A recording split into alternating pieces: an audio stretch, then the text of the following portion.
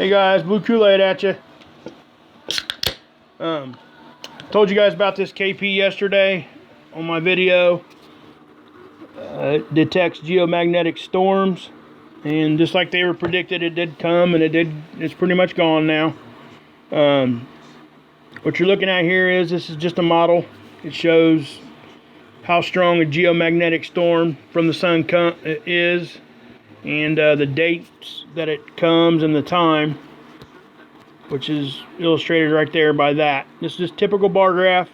I showed you guys how to get to it on my last video. I'll show you again later time, but I did write an outline for today. I'm going to try to stay on point.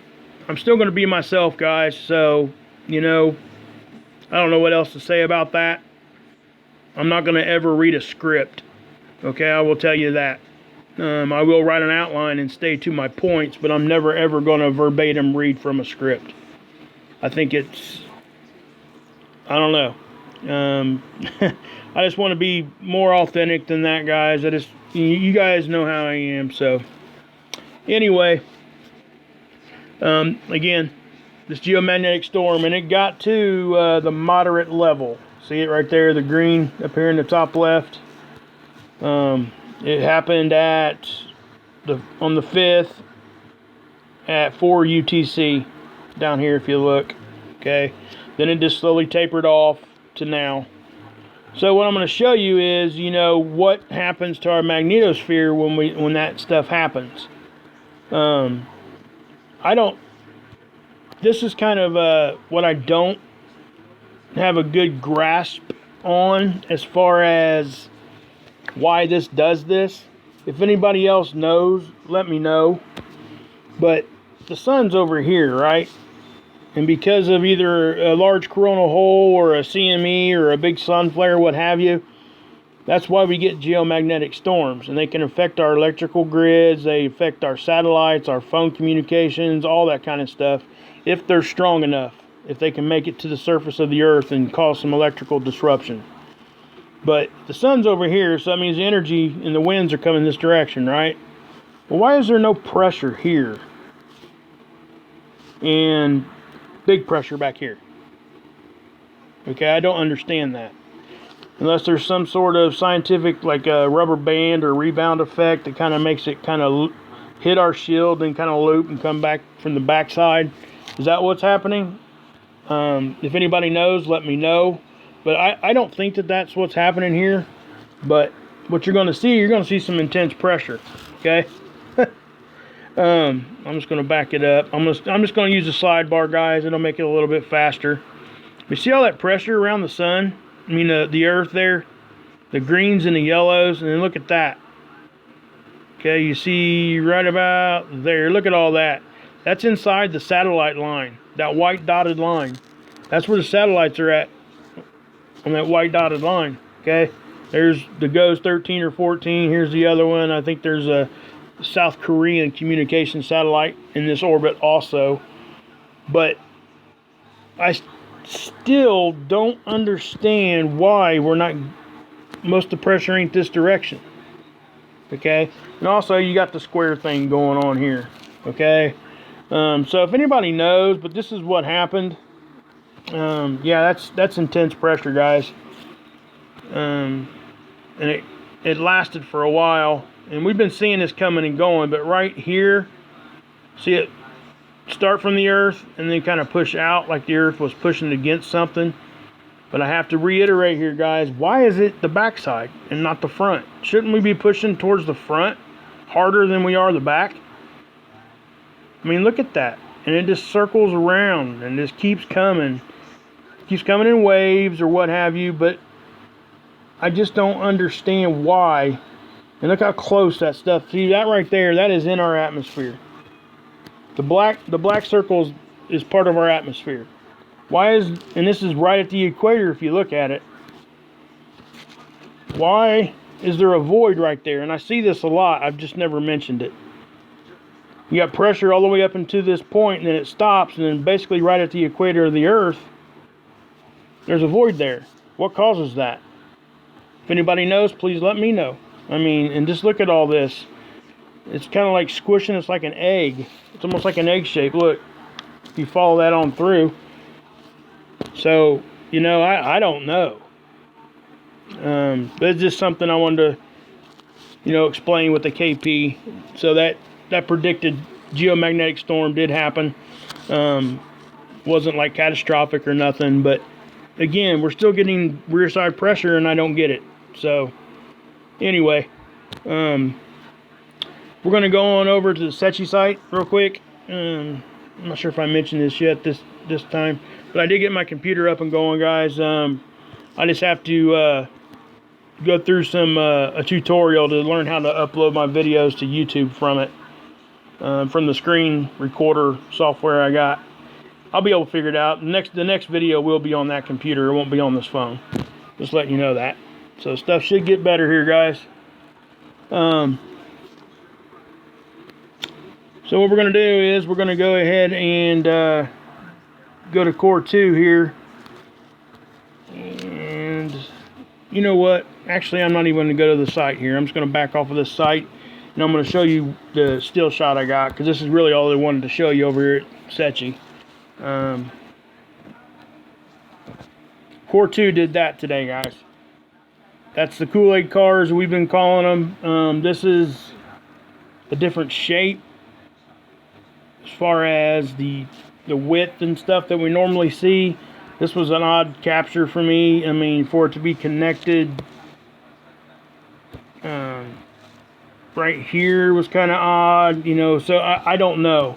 I just wanted to show you guys this. And some other satellites did. What we will do is we'll go back over here to Secchi real quick, and I'll show you.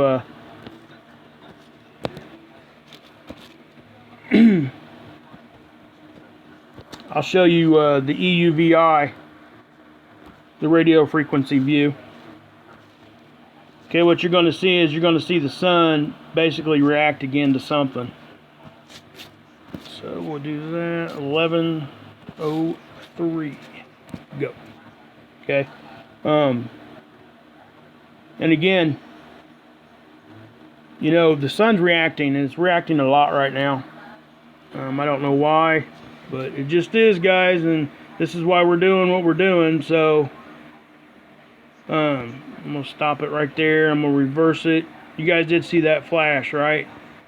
Well, normal, normal, normal. Boom. Okay, did that again. We've seen it before here on my channel. So, you know, that happened. We are missing data on a lot of these Secchis still every day now.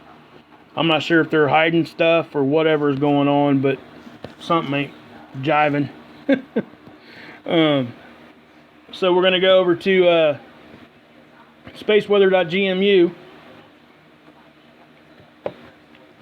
and look at the Lasco C2. First, I'm going to bring you guys to remembrance of the whip thing that I showed you, what we're calling kind of like a whip action. Let's make sure that this is the one. It may not be. It's not. It's the day before. Okay. So it'd be on the 30th. Yeah, this is the one, I think. I'm just going to show you what it did, and again, I'll just put you in remembrance of what happened. The little whip thing. Is it not on the 30th? Wow, it's not on the 30th either. It must be the 29th. Yep, I just seen it. Obviously, you see all those reactions, guys. That stuff ain't normal either. I mean, I've already talked about that, so I'm going to pause it right. Daggone it, it's not letting me pause it until it goes back through. So we'll just wait till it gets back to where I want it to be, and then we'll pause it right there. Okay. I'm going to go back some. Okay, now I mentioned in the other video what was strange about this is, oops, this is not connected to the sun right now. The energy seems to be originating right here, okay, at least in this capture. And I showed you yesterday, and show you again here in a minute, but I just want to show you what this thing did. Okay, see it stretching out both directions. Okay, and then it stretches all the way out. Hits the sun again, and then it'll go back to the beginning of the time lapse. Okay, and then that's all of that part. But on the 5th, okay, I told you yesterday, I showed you. Well, I'm gonna take you back to the 4th real quick.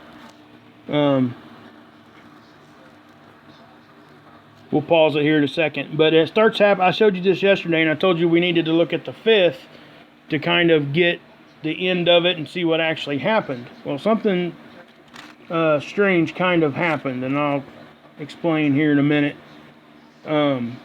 We've seen some like it go black and things when it shouldn't have been. Okay, so again, right here, it's not connected.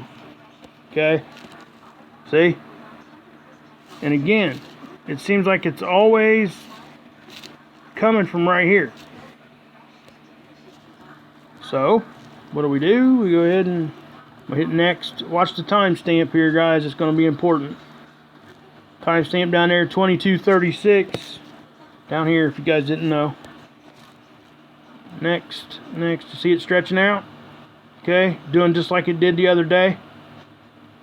You can even see a ball, like a ball of light or what have you, or energy. I mean, it just kind of... See it stretching again? Okay. And I want to point something out. Now, see, I went on to the beginning of the time lapse. So I'm going to hit previous, okay, and I'm going to show you this right here. Now, see, like I said, it looks like the center of this would be right in here. So then what do we do? This is on the 4th, and then it didn't show us anything else. Now, so we'll back off, and we'll go back to the 5th. And what we want to do is look at the very first captures, right? Beginning of the day.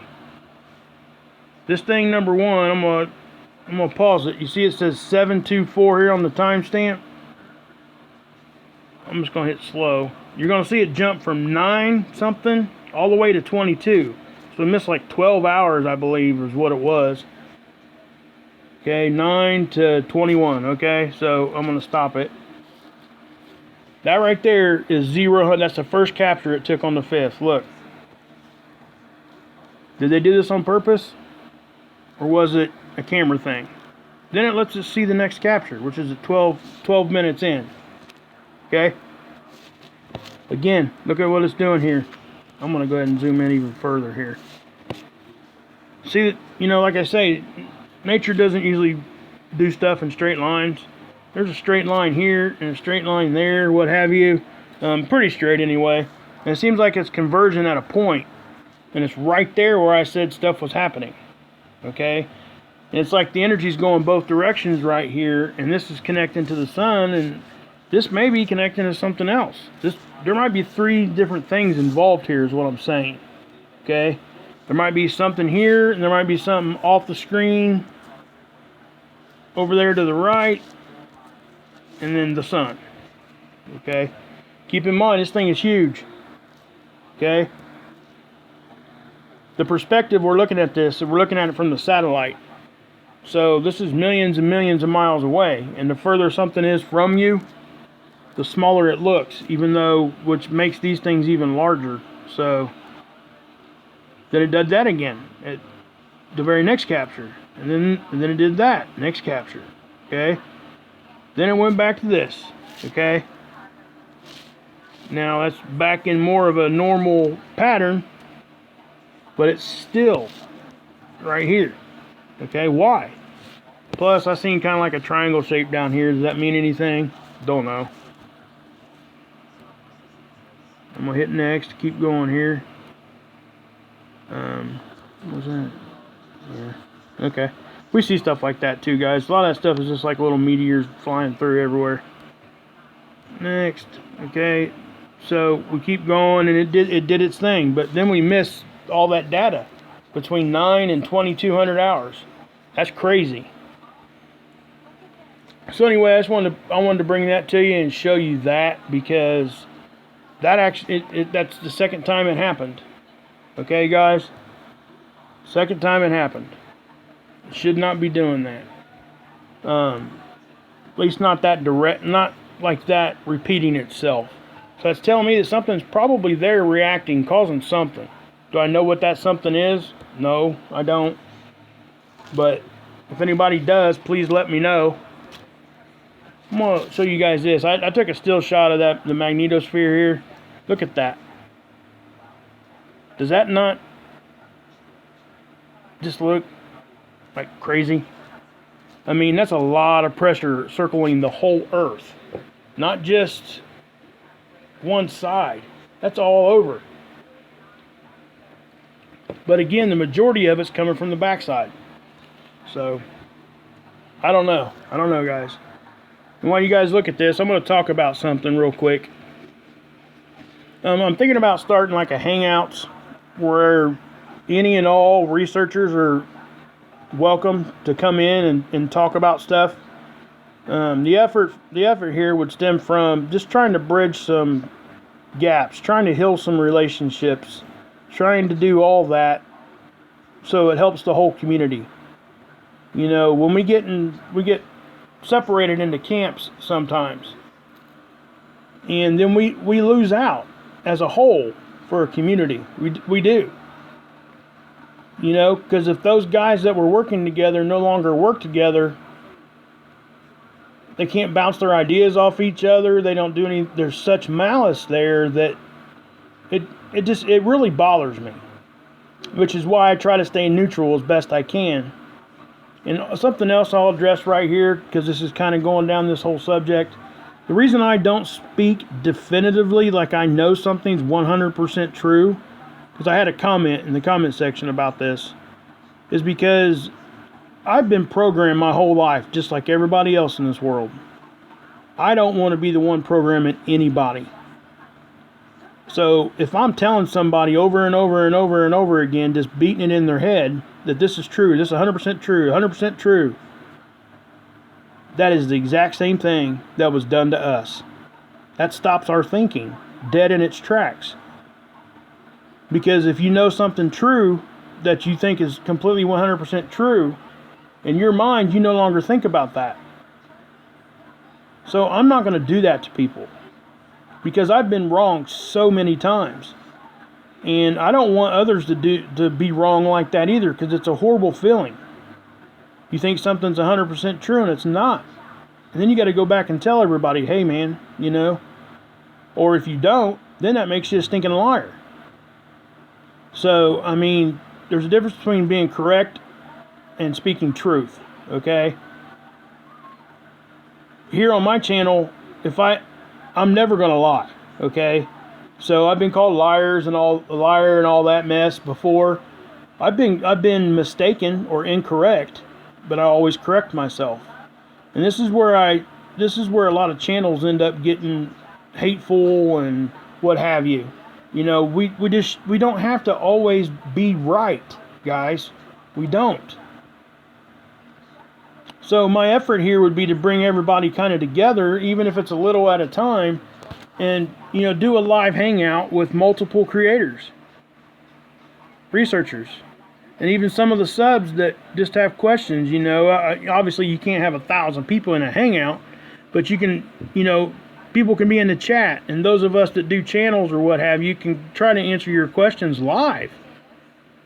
And plus, while we're answering them, other creators may have stuff to add. So it just helps us all. So basically what I'm saying is I'm going to try this. I'm trying to get some researchers on board with this and do this a few times. And if it works, I'll start a different channel. And then we all have a place to go just to hang out and bounce our ideas off each other. Not being judgmental, none of that. And I think it really could heal some relationships. I really do. And it's going to make this community a lot better. You know, we got people like, Best Damn Podcast. He's got a great channel. Go check him out. For sure check him out. He's all over it, man. He is on it. Then you got Hopi NG. That's awesome. I mean, awesome channel. And obviously you got Steve and Alex. And, you got Scott and Dr. Albers. Everybody's intelligent here, guys. I'm not, you know what I'm saying? So if we could all come together and forget the past, as far as we got butt hurt or did this or did that, we just need to come together, and where our ideas and theories overlap, I'm telling you guys, that's where the truth's going to be. That is where the truth's going to be. And I've said this on my videos before, and this is how I raise my kids. The second that you think you know everything is the second that you quit learning. And who wants to be that person? I mean, I would even love to have, like, you know, Global Witness, Derek Boers and Jeff P. and Naughty Beaver and Secure Team and, you know, Seven Spalding, Maverick, Bruce Sees All. You know, Bruce ain't been around on hardly any of these channels lately. And he does great stuff. You know, his channel is still growing, and it's great to go over there and refer people over there. But I want him to become part of the conversation because he has a lot to add. This is what I'm trying to say, guys. If we can get everybody, not even a specific subject, just bounce everything. We all have our opinions. Make it a zone where we can just come together and bounce our ideas off each other, and people in the live chat can ask questions. And we can just talk about it live, real time. Plus, we do our channels, and this is where our research comes in. All that kind of stuff. But that's just an idea I had. If you guys think that's a good idea, please comment and let me know. If any of the researchers are out there watching this video, you know, email me, KLDman at AOL.com.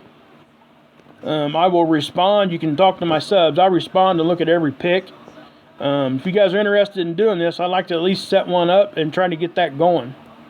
And even people like Jerry at Light of Truth, you know, he teaches a lot of Christian teachings, and he's just recently, I think, just kind of got into this research, and he's got a great channel. Go check him out. It's called The Light of Truth. You know, and Jeff P. just had some really good stuff, you know, showing the sun going dark and or the sun simulator turning off and turning on, whatever the opinion is there. There's been a lot of stuff happening right now that we could all come together and talk. If we try to do it individually on our channels, it takes a lot of time for us to watch all that stuff. So if we can get to the best up-to-date stuff, that's what we need to do, like real time, and we can get the stuff out faster. But anyway, I just thought that was a good idea, and if anybody else does, just hit me up and we'll try to figure that out. You know, I'll start it off on my channel at first, or anybody else that wants to host it, that's fine. But if it works, I would like to start a second channel and just make it like a community channel, and we could all come and hang out and talk about what we talk about. So anyway, guys, I'm gonna leave it at that. God bless. Yeshua saves, and you can drink this Kool-Aid.